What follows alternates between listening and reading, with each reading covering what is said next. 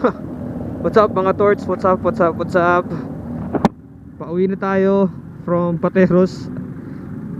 Good evening sa inyo.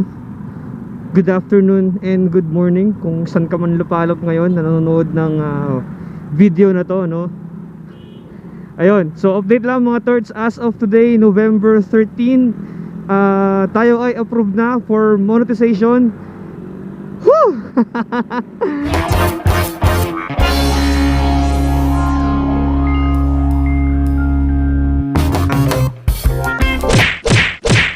Thank you so much sa solid na suporta mga omelets. I appreciate it. Kung di dahil sa inyo, kung di dahil sa mga panonood nyo sa mga vlogs kong makukulit, hindi tayo monetize, no? Hindi natin makarating itong achievement. Small achievement, pero para sa akin big deal na yun. Kasi una sa lahat, ang hirap makakuha ng 4,000 watch hours. Una dahil sa kukunti lang yung subscribers ko. Pangalawa, hindi naman ganun karami yung mga viewers ko, no? Although may nanonood pero hindi ganun karami. Ganun pa man, I'm so grateful dahil sa inyo mga torts.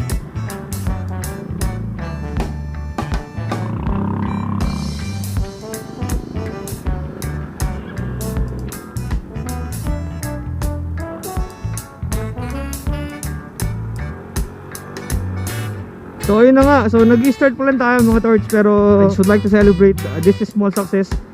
It's all because of you. Dahil patuloy kayong sumusuporta sa akin, patuloy kayong nanonood sa mga bagong uploads ng H01 Road Trip. And thank you so much. Appreciate ko yan ng sobra. Gusto ko lang din sabihin sa mga aspiring motovloggers na nagsisimula pa lamang, kasi tingin nyo walang sumusuporta sa inyo. Sa ngayon lang yan.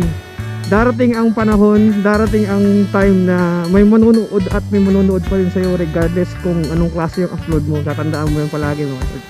Ang importante, consistent ka, nag-upload ka palagi ng videos mo. Ginagawa mo yan hindi dahil may inaabangan kang kapalit. Dapat gawin mo yan dahil gusto mo at masaya ka sa ginagawa mo. That's what I did eh. Nag-enjoy lang ako, in-enjoy ko. Una sa lahat, ang sarap kayong magsalita sa camera, no? Kahit wala kang kausap. O yun ang mapapayo ko, no? Yung subscribers, darating yan. Ngayon, kapag meron ka ng subscribers, meron manonood sa'yo, or kung wala kang subscribers, ang tip ko ganito. Ganito ginagawa ko palagi. Makapal kasi mukha ako sa totoo lang. Kapag pupunta ako sa isang lugar, lagi kong tinatanong yung lugar na yun o yung mga tao sa lugar na yun, nanonood ba sila ng YouTube? Ngayon, if they say yes, they are watching or they know YouTube, doon ko pinaplug yung channel ko. Wala akong pakialam kung mag-subscribe sila sa akin or hindi. Ang importante na sabi ko na nag-YouTube ako. Wow naman! Sa mga express rider, Lalamove, Grab driver, yung mga delivery rider, no? Gustong-gusto nilang nanonood ng ng rides eh. Pag umu-order ako sa sa mga online fast food or sa online delivery, kapag may nag-deliver ng item sa akin, palagi kong tinatanong kung nanonood ba sila ng YouTube. At kung nanonood sila, I am giving them the YouTube or my YouTube channel. And ayun, siguro 75% na tinatanong ko, nanonood naman sa akin at nagsasubscribe naman sa akin. Para sa akin ako, aminado naman ako na na mahirap talagang kumuha ng subscribers. Pero nasa tiyagaan, tsaka nasa diskarte. So para sa akin, di ako agree sa sa sub to sub. Kasi hindi lihiti mo yung mga yan eh. Ang gagawin lang yan, makikipag sub to sub dahil gusto lang nilang magkaroon ng subscribers. Pero after niyang mag sub sa'yo, tapos may next upload ka, promise hindi yan manonood ng YouTube mo. Kasi wala naman siyang interest sa pinanonood mo eh. Ang suggestion ko, and this is what I did, nangulit talaga ako ng magtiwala sila sa mga i-upload ko. Especially doon sa mga doon sa mga riders na kagaya ko, mga tricycle drivers, yan. Basta sa lahat ng mga taong mahilig sa motor at mahilig sa galaan, sigurado magsasubscribe yan sa'yo dahil yan ang gusto nila eh. And dapat make sure na yun yung content mo, no? Dami ko na nang sabi.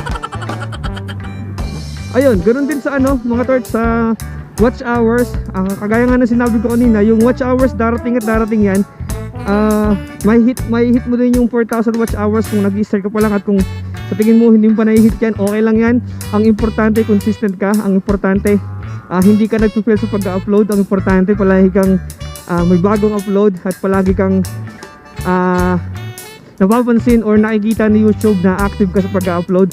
Ako in my experience ang nangyayari kasi is kapag nag-upload ka na nag-upload ng bagong videos mo at nakikita at napapansin ni YouTube yan, pansinin yan, tapos may chance na i-recommend yan sa ibang viewers na nanonood related sa pinanonood nila. Sana nagas niya. Bahala ka sa buhay mo.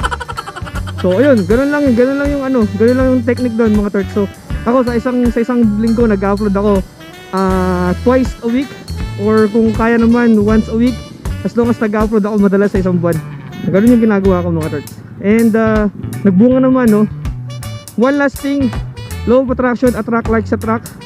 Wag mong titigilin yung iniisip mo, yung gusto mong mangyari sa'yo. Palagi mong isipin yung positive, and then positive yung mangyayari din sa'yo.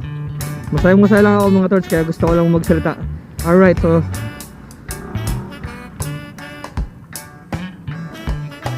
sana sa maiksing pag-share ko ng mga na-experience ko bago ako na-monetize, no? Sana nakakuha kayo ng idea o may naitulong ako sa inyo, especially dun sa mga nagsisimula pa lamang.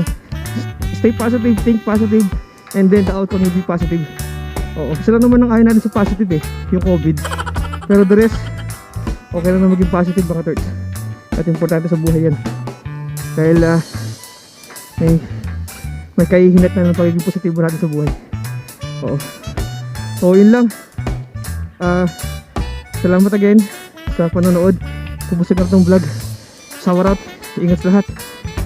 Always remember, let us all give respect so we can get respect. Shalom.